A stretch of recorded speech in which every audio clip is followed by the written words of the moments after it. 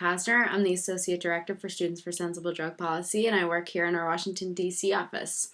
I'm so excited that you guys are making women in the drug policy reform movement an issue that your chapter is talking about this year, and I'm so happy to speak with you guys today. I'm really sorry that I couldn't be on Skype or do this live, but tonight I'm actually playing a softball game on the Cato Institute softball team, and it's very exciting. But anyways, I've already committed to going, so I wish I could join you guys, but maybe some other time.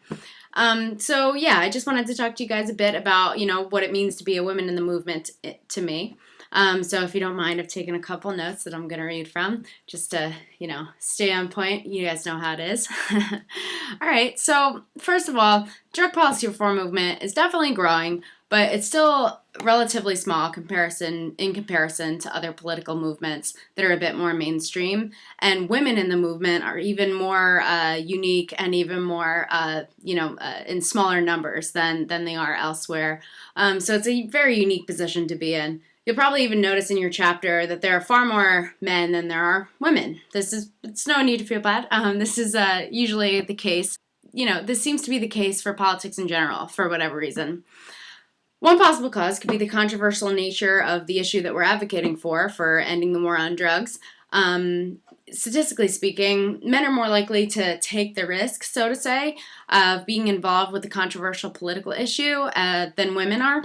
Maybe it has something to do with women being seen as more pure than men, or the traditional role has been to be conservative and polite and quiet and let the men do the talking and the leading, but I'm here to say screw that. I got involved in the fight to legalize marijuana and the war on drugs in 2006, and I started interning at the SSDP office in Washington, D.C., where I work now, and we shared a space with two other drug policy reform organizations, and I was the only woman in sight.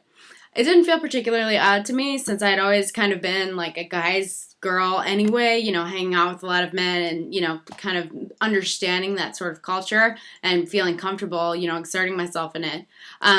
But, as I became more involved in leadership and drug policy reform, I realized that my kind of person was the exception rather than the rule. But it goes back to the thing about women being less inclined to take risks. And that includes making themselves more vulnerable if they do things like come to an SSDP meeting, express desire to become involved in leadership, take a controversial stance on political issues, things like that.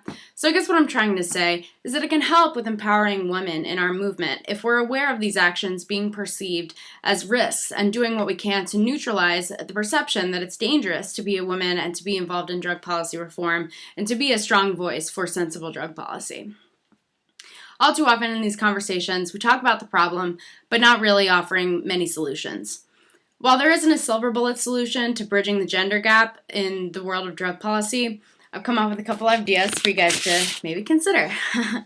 The first is be mindful of leadership being too dominating or intimidating in your chapter, within your chapter. If you have really loud, outgoing, charismatic leaders, it might be off-putting to potential women who want to get involved in leadership. Regardless of if the person is a male or female, it's important to balance being outgoing with being sensitive to the communication styles of others, especially women. Always make time to ask questions. Always make time for participants to ask questions during meetings and events. Make sure it's clear that the person won't be judged or put on the spot if they speak up.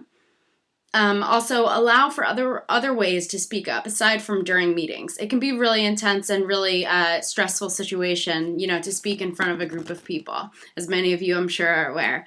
It can be really intimidating. So make sure to tell your chapter members they can always contact you via email if they have something to communicate, if they have a question, anything like that. Make sure your members know that their voices are all important. Also, invite people to step up into leadership positions, male or female. Make the extra effort to reach out to women and those who are a little bit more introverted than others. They might be hesitant to make the first move.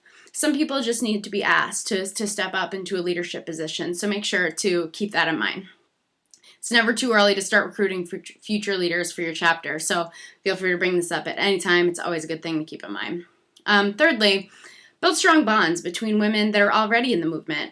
There aren't too many of us, so we really need to stick together, ladies. There's a program that I helped co-found. It's called Sister to Sister.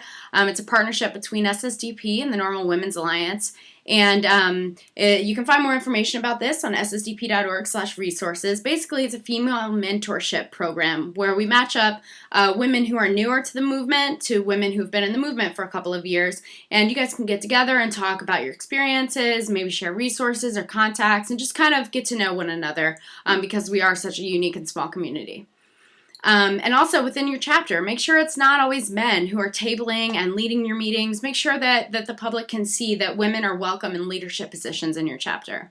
Specifically reach out to women in the women's studies department or women's studies classes or in sororities. All of those women's voices are very important, so make sure that the message of drug policy reform gets to them.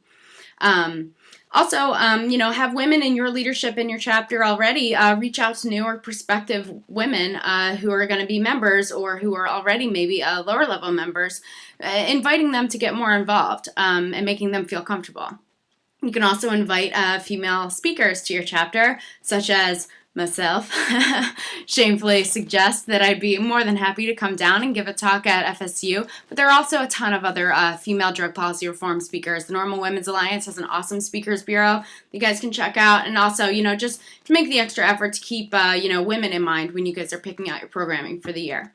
All right, guys, so that pretty much wraps up everything that I wanted to say to you folks. So thanks so much for your time. Feel free to hit me up if you want to continue having this important conversation. You can always shoot me an email at stacia@ssdp.org. That's STACIA@ssdp.org. You can also find me on Facebook. My first and last name is Stacia Cosner. I'm sure that I'm the only one on there.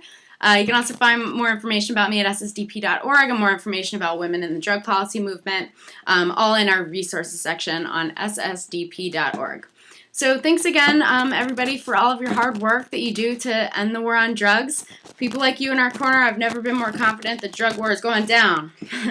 So thanks so much, you guys. Keep fighting the good fight. I'll see you next time.